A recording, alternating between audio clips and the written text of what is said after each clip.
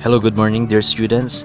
So narito muli tayo sa ating channel para matuto ng iba't ibang mathematical lessons. So ang topic natin sa umagang ito is for grade 9 students. Our topic is all about transforming equations to standard form of quadratic equation. So ang topic na ito is in line with the DepEd curriculum guide. So me as a public school teacher, I will teach this topic to you para magkaroon na kayo ng prior knowledge sa topic na pag-aaralan nyo sa grade 9. So kung gusto nyo pa ng ganitong mga videos tungkol sa mathematics and other lessons about mathematics, just click the subscribe button at yung notification bell sa baba ng ating video para maging updated kayo sa ating mga latest upload sa ating channel.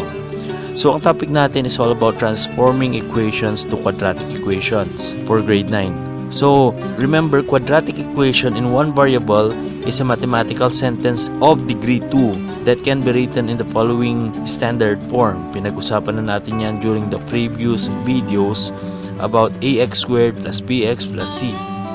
Ngayon, paano tayo magta-transform ng isang equation papunta sa standard form ng quadratic equation? So let us have one example here. Example number 1. Our first example, transform 3x times quantity x plus 2 equals 10 to the equation in the standard form.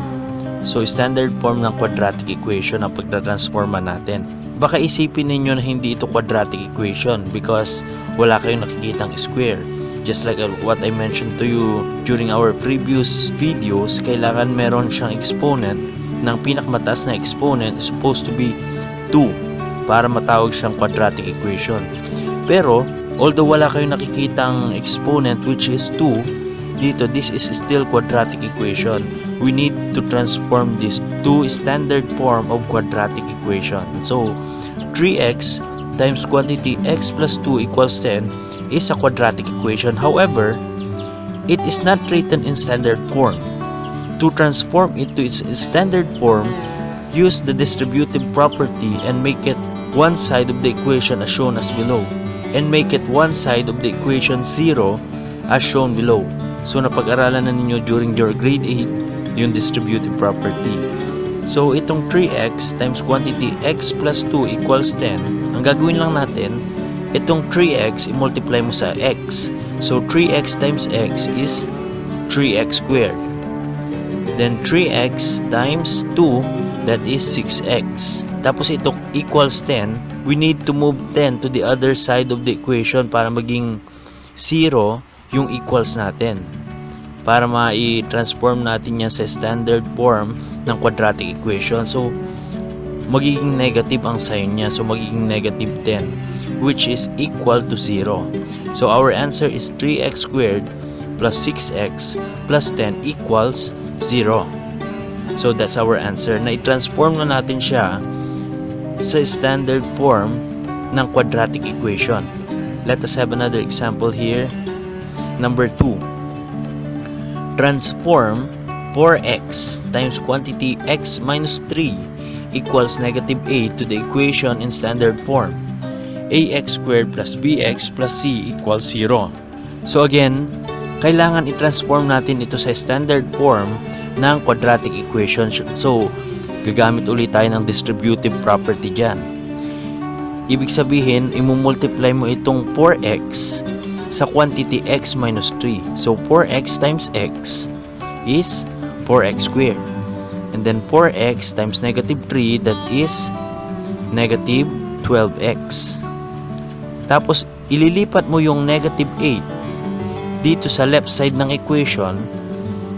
Pag nilipat mo yan, magiging positive yan.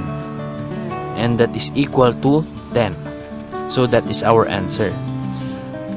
Third example. Transform 3x times x times x minus 5 equals 0 to the equation in standard form ax squared plus bx plus c equals 0. So again, as you can see, yung 3x, pwede nating distribute yan dito sa binomial. 3x times x is equal to 3x squared. And then 3x times negative 5, that is negative 15x. Then ilipat mo yung 4 sa other side of the equation, sa left side ng equation, mapapalitan niya ng sign that will become negative 4, and that is all equal to 0. So ito na yung sagot natin. Ngayon, let us have another example. Ito namang example ito is factored form ng quadratic equation na ililipat natin sa standard form ng quadratic equation. Example number 4. Transform quantity x plus 2 times x minus 3 equals 0 to the equation in standard form. Ax squared plus bx plus c equals 0. So again, dito quantity x plus 2 times quantity x minus 3 equals 0. Pag nakakita tayo dyan, either special product or FOIL ang gagamitin natin. Pero makikita nyo hindi nyo magagamit yung special product dito. Therefore, ang gagamitin natin is FOIL. Ano yung FOIL? Ang ibig sabihin ng FOIL is first, outside, inside, last. So, you need to multiply the first term sa first term, outside term sa outside term, inside term sa inside term, as well as the last term sa last term. So, subukan natin yan. Ang first term, x times x is x squared. Ang outside term is x times negative 3 is negative 3x. Ang inside term is 2 at x. So, 2 times x is positive 2. And then 2 times negative 3, that will become negative 6 equals 0. Kasi equation ito. So, again, isi-simplify natin ito. So, ibaba natin. So, that will become x squared. Tapos, pareho silang term dito. So, pwede nating pag-isahin yan. Negative 3x plus 2x, that is equal to negative x. Pag negative x, ibig sabihin nun, ang numerical coefficient niya is negative 1. Tapos, yung 6, just bring it down. Negative 6 equals 0. So, our answer is x squared minus x minus 6 equals 0. Okay, so let us have another example, number 5. Transform quantity x plus 1 times x plus 6 equals 0 to the equation in standard form. Again, ax squared plus bx plus c equals 0. So, as you can see, FOIL na naman ang gagamitin natin dito kasi hindi ito pwedeng gamitan ng special product. So, FOIL na naman ang gagamitin natin dito. First term, x times x is x squared. Outside term is x times 6 is 6x. Inside term is 1 times x, x. X din yun. And then, last term, 1 times 6, that is 6. And that is all equal to 0. Ngayon, isimplify natin itong equation na ito. Kasi may parehong term dyan na pwede natin i-combine. So, ibaba natin yung x squared plus 6x plus x is 7x. And then, ibaba mo yung 6x and that is equal to 0. So, this is our answer. So, quiz time naman tayo ngayon, dear students. Ito para matutunan ninyo at malaman ninyo kung natuto kayo sa itinuro ko sa inyo ngayong oras na ito.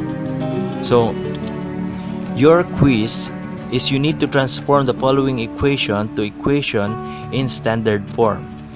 Ax squared plus bx plus c equals 0. Katulad ng itinuro ko kanina sa inyo, kailangan yung equation i-transform ninyo sa standard form ng quadratic equation. So, 1 to 8 items yan. Answer it now. So, subukan nyo sagutan yan. So, yan ang topic natin about transforming equation to standard form of quadratic equation. So, that's all for now. Sana meron kayo natutunan. Kung gusto nyo pa ng ganitong mga videos, just click the subscribe button at yung notification bell sa baba ng ating video para maging updated kayo sa ating mga latest upload sa ating channel. So again, lahat ng tinaturo ko dito is in line with the DepEd Curriculum Guide. So ito ay pag-aaralan nyo sa grade 9. So that's all for now. Thank you for watching. Have a nice day.